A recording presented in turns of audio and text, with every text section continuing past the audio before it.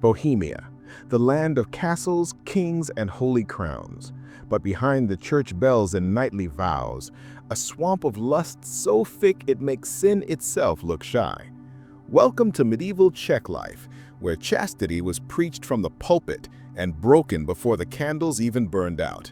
If you're bold enough to listen to the filth of saints, kings, and peasants alike, hit that subscribe button. You'll need strong company in this pit. Let's step into the halls of Prague Castle in the early 12th century. Gold banners, velvet-lined thrones, kings who promised to defend Christendom. And yet, when night fell, the Holy Crown slipped and the games began. The nobles of Bohemia had one rule: what's forbidden tastes the sweetest, and they lived by it. Monks copied scripture by day, but by night, some of them wrote confessions so filthy you'd think the parchment itself would burn.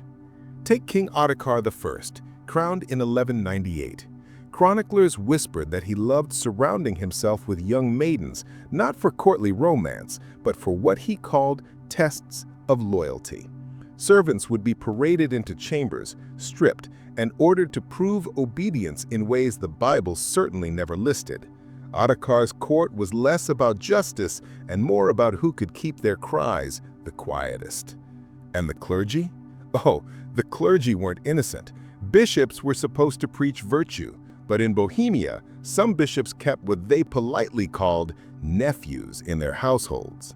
These nephews were young men, often farm boys, taken in for education. But everyone in the castle kitchens knew what education meant. Let's just say no Latin grammar was ever learned between the sheets. By the mid-1200s, Prague was buzzing with scandal. There were stories of noble feasts where entire tables collapsed under the weight of meat, wine, and bodies. Knights who claimed they rode for the Virgin Mary spent evenings riding something else entirely. Dishes of honey and milk weren't just for the stomach, they were poured on women's bodies, licked clean, and washed down with sin. And let's not pretend the queens were all victims. Queen Kunigunde of Bohemia was famed for her beauty and her cunning tongue, not just in politics. Whispers say she held midnight gatherings in her private chambers, inviting a select circle of ladies. The games there, they made even the most hardened courtiers blush. Silk cords from Venice, perfumes from the East, and enough candles to make the castle glow like hell itself. Every 50 years or so, the church tried to crack down. Priests thundered from pulpits about sin, yet the very same priests were caught creeping into brothels at night, exchanging blessings for favors. One chronicler even records a bishop who excommunicated an entire town because the brothel women refused to grant him discounts.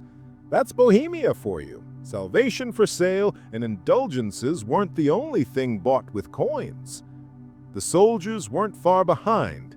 During campaigns against their Hungarian neighbors, armies dragged along camp followers. These weren't volunteers. Many were girls pulled from villages, forced to march alongside men who treated them worse than horses. A soldier's pay might have been low, but his cruelty was priceless. Some commanders even used women as gambling stakes, lost in a game of dice, traded like wine barrels. And in the taverns of Prague?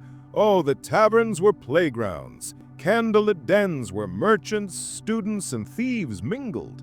The most infamous were the wine baths.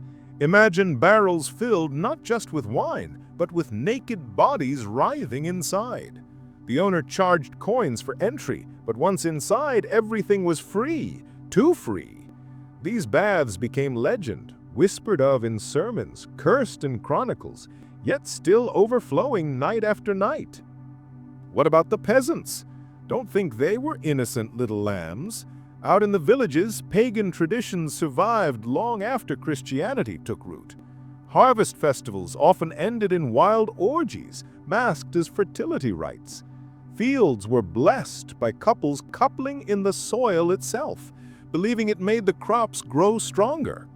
And if the priest complained, well, he was either ignored or invited to join. Many did. By the 14th century, the rot had only deepened. The Hussite Wars erupted in Bohemia, tearing the land apart with fire and faith. But even amidst the blood, desire flourished. Soldiers raided monasteries not just for gold, but for the nuns. Some nuns, weary of cloistered life, willingly took up with their captors, turning sacred cloisters into dens of scandal. One Hussite pamphlet even mocked Catholic monks, accusing them of bedding both women and boys while claiming to defend Christ's honor. Prague University students were another source of filth. Young men, drunk on wine and arrogance, formed secret clubs where hazing rituals blurred into debauchery. New initiates were forced to strip, sing obscene songs, and drink until they collapsed. And when they collapsed, well, there were always older brothers ready to make use of the situation. Education, Bohemian style.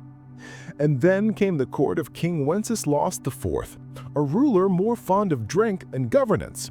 Chronicles describe feasts lasting days, filled with entertainers, jugglers, and women imported from across Europe. The king was known to disappear from council meetings, only to be found hours later in chambers smelling of incense and sweat. Ministers despaired, courtiers gossiped, but the king, he just laughed, goblet in hand. The church tried again to cleanse the land.